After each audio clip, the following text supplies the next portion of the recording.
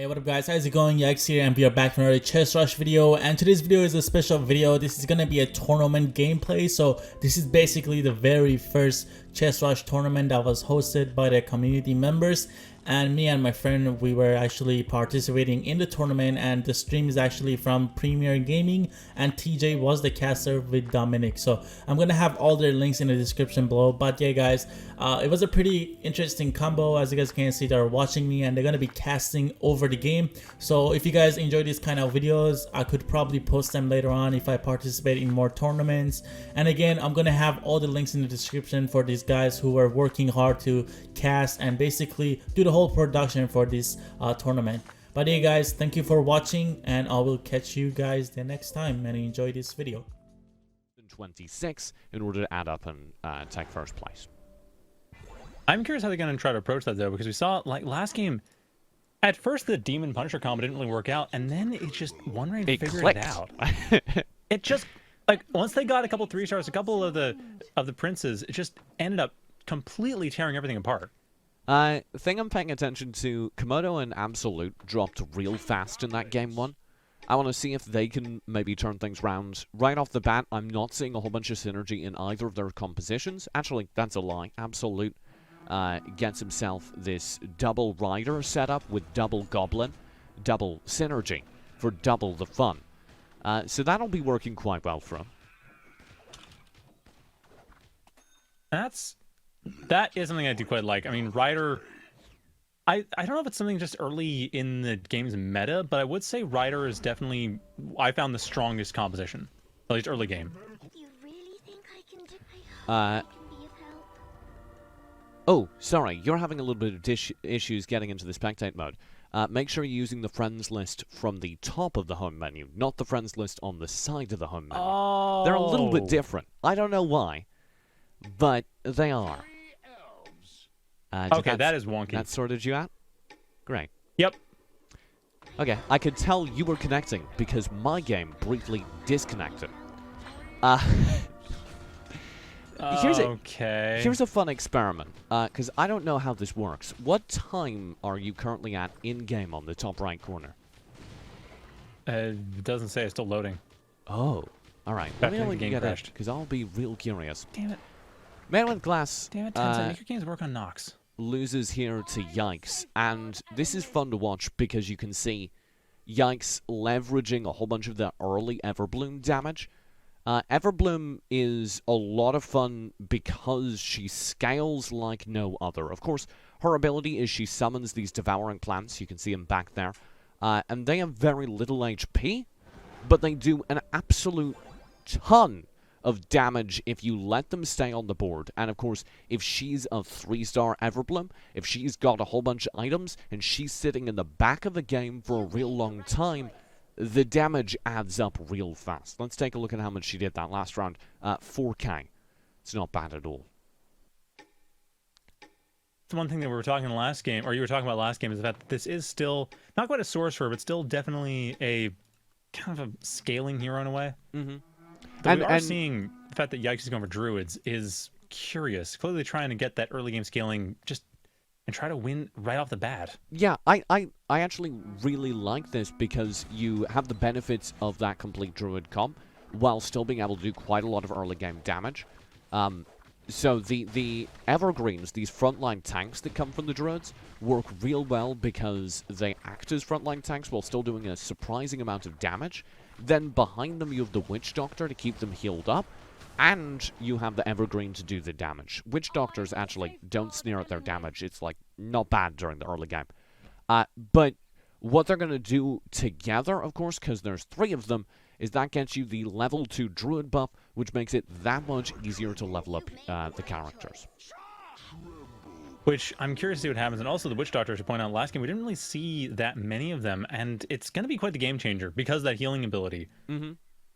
None of the Witch Doctors... we didn't see Witch Doctor, we didn't see Ice Tusk. That's a good point. None of the Witch Doctors survived the mid-game. They were all kind of dropped down. Mm-hmm. Let's... Yikes, I don't know. They are starting off very strong. Let's draw our eyes towards the bottom of this card, though, because Inri and Vital are at the bottom of the board again. really kind of struggling over the course of this invitational so far. And you can see that things aren't getting any better, for Inri at least. He's got 3x on the elf buff, but he clustered his troops in that back corner and then got matched, unfortunately for him, against a whole bunch of sorcerers that are just going to add up and do a whole bunch of damage into your tightly packed backline forces. Frost Lotus loves when you bring all your boys together, because there's so much AoE, and Inri, with only that first level on the elf buff, only has a 25% chance to dodge. And that's not enough into AoE damage, because the AoE damage, of course, ignores the elf buff. You want to be able to see the late game. You want to be able to see the elves play into assassins, things that are trying to directly hit them. Mm-hmm. And that's the other thing too, though, is that it's like Einri, they do have that setup, but I feel like Elf in general, it's just not a great early game setup, because you have the dodge, sure, but you have so little HP that unless you get super lucky, you're going to be torn apart. We're seeing right now with Absolute just coming in with these Scourges, and there's nothing stopping them. Yeah, dodge happens from time to time, but 25% chance to dodge even, it's just not enough when you have this much damage to try to dodge in the process. Poor Henry. Run over. Trampled by the Hot Horseman. So, Absolute comes out on top there. That was, of course, him. Although it, for some reason, wasn't displaying on the versus column. Absolute on his screen is currently, losing to Man with Glass. So, oof, but by 1 HP, so he'll be fine. Let's take a look at Vital, because he's actually got the lowest HP on the board. He has... and also going for Cyborg comp, too. Cyborg Engineer, that's another one I just find... It's so tempting to go for, because it is... Like, it does seem really strong when you look at it. It's like, oh, I got this HP, got this regeneration, got all this armor and such. It's like, yeah, but you can't really build much off of it early on. I was looking at least they have the level 2 Mr. Supersonic. I was playing with the cyborgs earlier today, and I have to say, I am convinced they are useless. I think the Supersonic, Miss Supersonic actually does alright, but past the early game where they're functional as tanks, I don't believe in them at all. So, if Vital wants to turn things round, I think he really needs to be able to transition to something else fast. 54 HP currently, the lowest on the board. Yeah, I keep Mr. Supersonic. I mean, Stalker Drone S90, level 3 does, or level 2 rather, can work fairly well because the laser splits off and does pseudo AoE damage, but I don't think Viral's going to survive long enough for that to actually be useful, to be quite honest. They're so invested in cyborgs, I don't know how they're going to swap out of it. Can I complain about how often the game is like giving me micro disconnects? No, I mean, yes, actually, I'm getting that too. I don't know what the heck's going on here. It's like it's not even affecting anything. It's just making it real hard to look at things. It's also every time you switch over to another player, it does that. Yeah. Jordy, top of the card here. This is fun because this is Beast and Druid. If I'm not mistaken, he's got 1 Warlock out as well. So they're going to do a lot of damage. They're a little bit short on frontline, but he's actually getting past that by Yikes, who's handing him that 2-star Ice Tusk. That's the frontline that's getting past to him, but it's not enough here. He gets overwhelmed by Absolute Scourges. And Absolute, let's just go back to that composition, because it's like 1 Demon, 3 Riders. You wouldn't think on paper that it would be the most powerful thing, but so far, Absolute is really making it work. Just the 2 Scourges on top of the Hog Rider. I guess... Yeah, and then the Unicorn Cavalier adding a little bit of AoE. Everything's just adding that little bit of extra synergy just off damage. Ooh. Did he just make big changes? Yeah, I went for a Fire instead, which at this stage, I'm not sure how it's going to work out. If they manage to get one for level 2 quickly, that'll be great. But like Fire is great for the AoE. Again, it's just more of a line AoE, but still a very useful unit to have. However... Wow, this is risky. That's a level 1 Fire Fern. That's not a level 2. It is. It's not going to last long enough to be able to do the damage. So he's getting past, actually, we've been maybe misattributing it, because Komodo's passing him his level 2 Scourge and his level 2 Cyborg Assassin. But yeah, you just see, with a little bit less frontline, based on those changes he made, they just get overrun. That is not enough. Yeah, that level 2 Hog Rider is super useful. Like that. Seriously, So, I don't know why they swapped that out. He sold the Cavalier, if I'm not mistaken, right? Looks well, one of them, yeah. So, okay, hard question. Why? Because now he's And getting one of the Scourges too. Yeah. So now he's losing a whole bunch of that. Oh, and he's gone double. Oh, Cyborg? I think I know what's happening. Look at the numbers though. Like Absolute and Einry both doing this. It looks like they're trying to go for high gems, getting the extra income. It's just a case of saving, burning to try and get the extra interest gems, and doing a little bit of rerolls. Yeah. I'm not sure I believe. So he's ended up at the end of all that with Cyborg and Engineer as where Absolute's going. And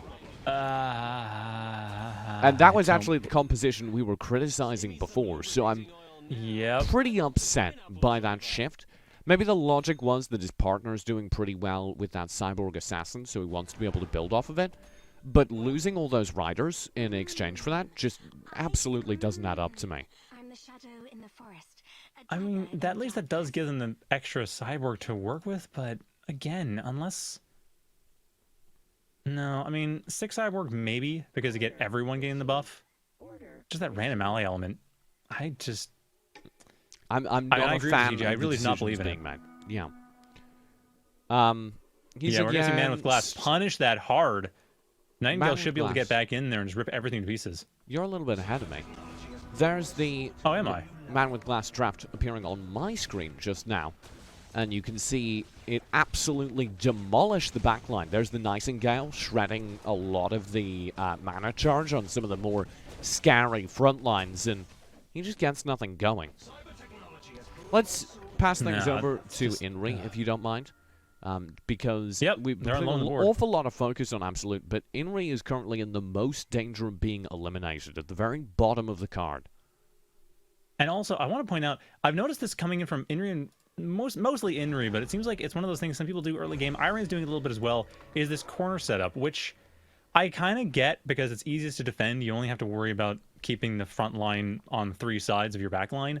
But we're seeing so many AoEs, and it's clearly not working especially well. Though Einri, more so the issue here being they simply don't have the upgrades. Should be able to get maybe a level 2 Moonlight Dragon if they decide to do the upgrade. But still, it's so behind. So they've got a decent amount of sorcerer damage. That's of course ability based, which is the problem for Einri. Those abilities need to land and do big AoE before he gets just overrun like this. As Jordy does exactly that. He's dropped to just 9 HP. He needs a little bit more of a frontline. I can see him deliberating. He had a Frost Lotus and an Evergreen. And he opted to put the 2-star Frost Lotus in over the 1-star Evergreen. You might say to me, TJ, of course. But I feel in this specific scenario, he should have gone for the Evergreen, this big hulking tank boy, for 2 reasons. 1, a little bit more HP. 2, it would have given him the elf buff, and the elf buff there gives him a 25% chance of dodging every single attack. I believe it's 25, yeah. 25 on the level 1. For the elves. For the elves. The elves get that. Which comprises his entire front line, save for this Calamity. So, he needs those front lines to be staying alive a little bit too long right now. Well, if they survive this, they will at least have 73 mana crystals to get into. It's just a question of will they survive this? And it looks like that Evergreen shift is working out. Yeah, there's Not the to mention Evergreen I the called Ebonics for. Ninja going in the back lines, making it a little bit harder for anything to come into the splash damage. So we are actually seeing Einri possibly take it, but it's holding. This is dicey. I don't know, it's getting close. This is real It dicey. is very dicey. You can see that damage adding up from their backline over on one right. He has so many just summons coming through. It barely goes his way. The dodges really pay dividends there. You can even see on the final drag. So, Einri counts as lucky stars. That keeps him in the game. The dodges work fantastic. Yeah. What's But of course now Vital they need doing? to use that money. They have I have 60 crystals coming in here. Like, man, I hope they have something good. So, the big thing, of course, once you hit 50 crystals, you are at maximum interest. You're getting 10 crystals per round, and that's sick. So he's going to want to try and stay above 50 crystals as much as possible. But if he feels he's about to lose, then you got to just burn him. Here's Man with Glass to face. He's got a lot of backline. So and that backline is working out. I mean, you have the Everbloom, you have the Frost Lotus, and everything's all clumped up for Komodo. So there's really not much Man with Glass can do to screw this up. They got everything going for them. Poor Ogred Einrey holding the front line as well. about to lose here. The Frost Lotus.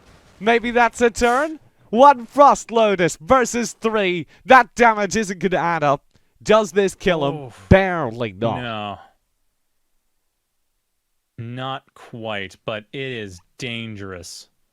Einrey with 5 HP left, and I've got a lot of crystals, but I would say, like, this is the point to just burn them.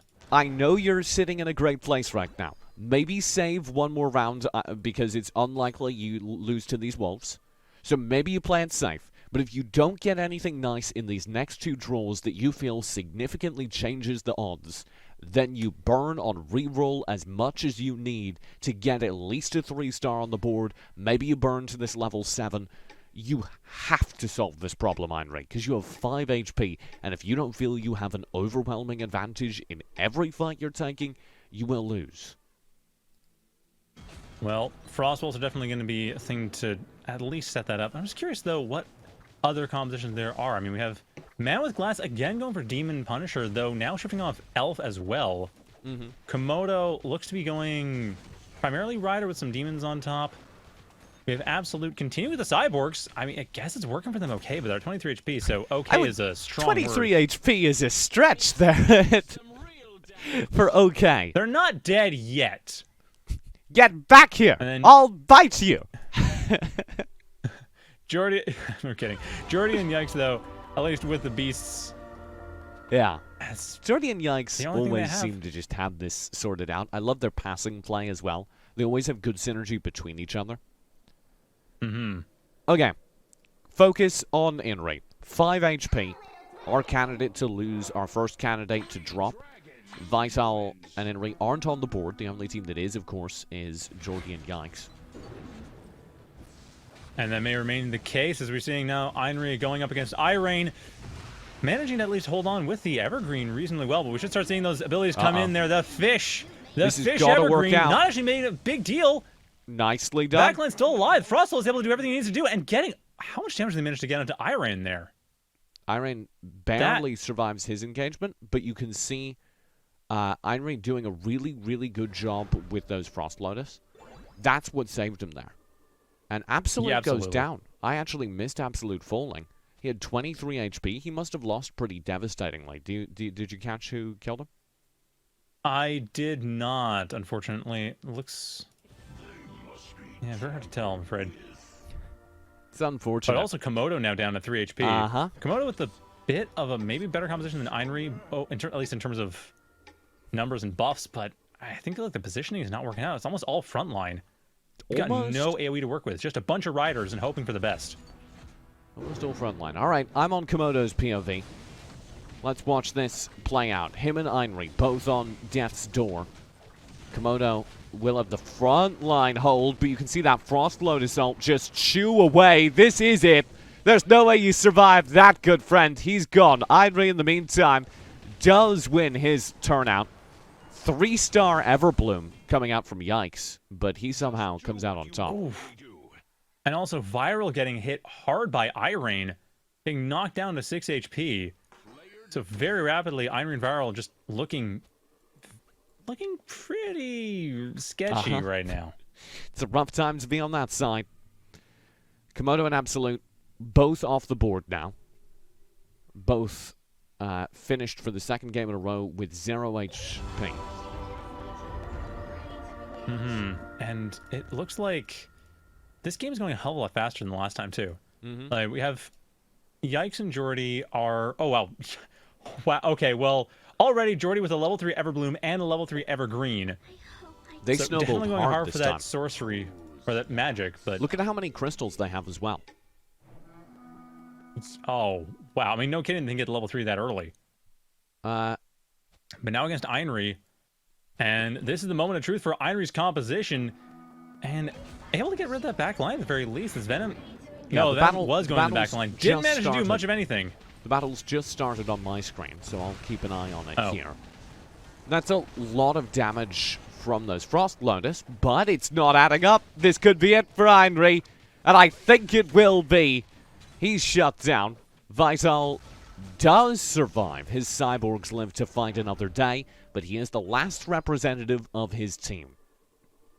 Did a good job, though. Took Mammoth Glass down from 24 HP to 2 HP, putting Mammoth Glass into, well, likely the next position to die, but it could very well be both Viral and Mammoth Glass and going next round. Yeah, so just the lead that Jordy and Yikes have right now is terrifying. Mammoth Glass, I think... Yeah, I think Mammoth Glass is just being saved by One Rain's passing play for now. There's Vital burning everything he can to try and get some on the board, but can't get anything out, and he's versus One Rain. That's maybe a better odds than he would have hoped for. Good pressure in. Maybe. The Cyborgs I'm doing glad to see good that they damage. have the Stalker Drone. Yeah. Unfortunately, the damage adds up against him. Look at those mages just pop off. Viral gone as well, and the Viral in-rate team is removed. Mammoth Glass. Yep. Oh. Dark Mage. Oh, also dead. Mm-hmm. Mammoth Glass going down to Yikes. I know Irene, the last one alive who's not Yikes or Jordy, as Yikes and Jordy. This is like 2 rounds worth of wins for health for them right now. Yeah, One Rain, this is complete deja vu from the last game. One Rain, the last man alive, and over 100 HP between them over on Yikes and Jordy. They could get so many points if One Rain doesn't hold on. But that's exactly what I said last time. Last time, though, One Rain had more HP and a bit more of a Last board. time, the combined HP of Jordy and Yikes added up to about 104. This time, it's 161. To go from 26 points to 161 would be very, very good, to say the least. Well, 26 points to, what, 180? 187, I think? 187. Would be their total score count if they win without losing another point to One Rain. So we'll sit on One Rain's perspective, because his win-losses are what's important right now. Other players may win against him on their screens, but him succeeding or losing is what costs him his HP. Mm-hmm. Although I find it interesting, last game we saw near the end, we were seeing a lot of spread on the board. This game, everyone's just been clumping up. No one's really afraid of AoE. Which is fascinating, because I feel like we have more mages in play than ever. And everything's been built around the Frost Lotus, the Dark Mage. I mean, Dark Mage, it's not so much AoE, it just flies around, but same idea. Good backline clear. Now the mages come through. Oh, that's not bad at all from One Rain, but I don't know that it's enough. Good Frost Lotus damage as well. His frontline Templar stays strong. He's got it. Nicely done. A shutdown onto the first place Jordy. One Rain stays alive. So that's 50. Oh, nice. 50. Wow, that's a lot of HP lost. Mm-hmm. Between them was about most of his team 35 HP. So, ooh, and a level 3 Everbloom for Yikes comes out.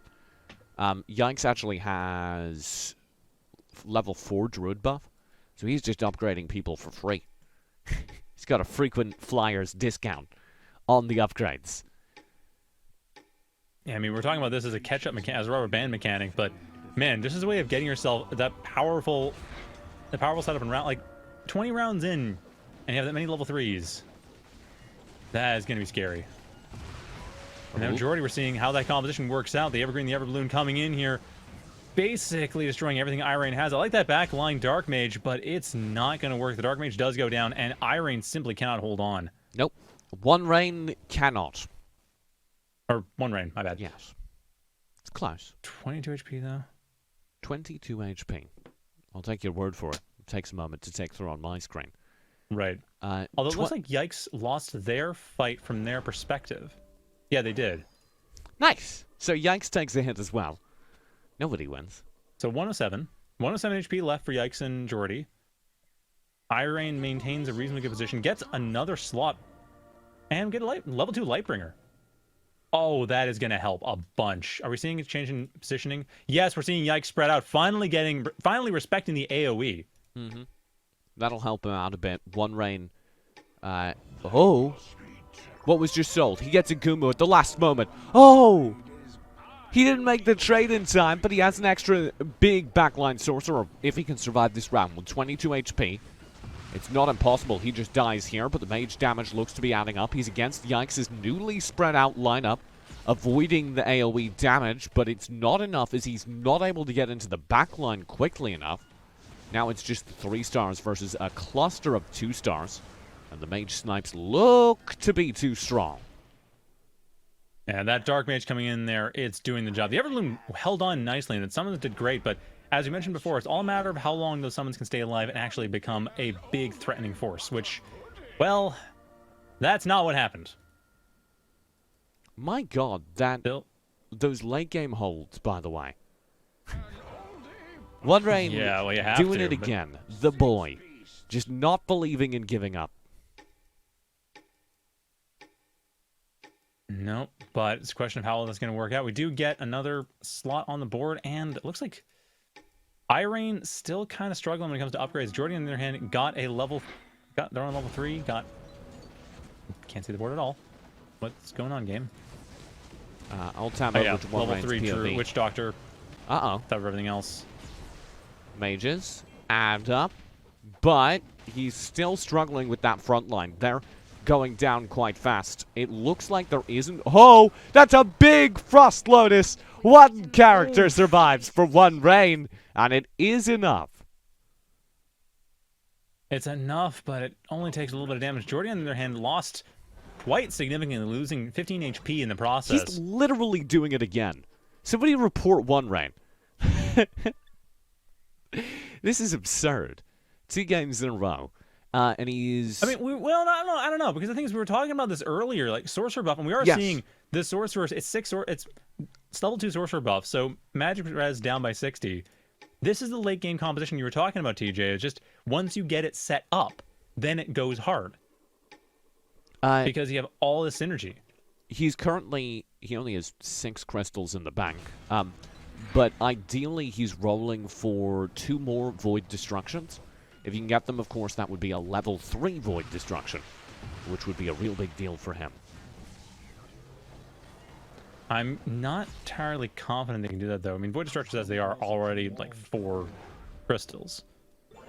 Yeah, pretty rare. So just getting that in the first place would be challenging. He's also trying to look for an extra Frost Lotus, and or sorry, that's Yikes' POV. What's interesting to me about Yikes is he's got 2-Horned Menace on the bench. And I'm not entirely sure why he would be looking for that. Unless he's just thinking that he should make a switch to Assassin. They would fulfill his Assassin, so he can swap buff. out. They would fulfill his Beast buff, but they would drop away his Human or his Druid buff. Perhaps towards the late game, he just doesn't think that's a big deal. Here's One Rain's POV again, this time versus Jordy. He's got to be able to turn this round. Uh-oh. Jordy just overwhelming him here. There's the AoE damage coming through. Those mages need to turn the tables, and they do, but it's not quite enough damage. That should be game, and it is. We finish with 36 and 35 HP, respectively, on that duo team again, leaving their total point count at 71 for the game, plus 26. That's 97 points for the leaders of Yikes and Jordy. So at this point, Yikes and Jordy just ahead enough that another team would have to essentially win undamaged in order to be able to contest it. Yeah. Well, there are still 2 games. We're halfway there. True.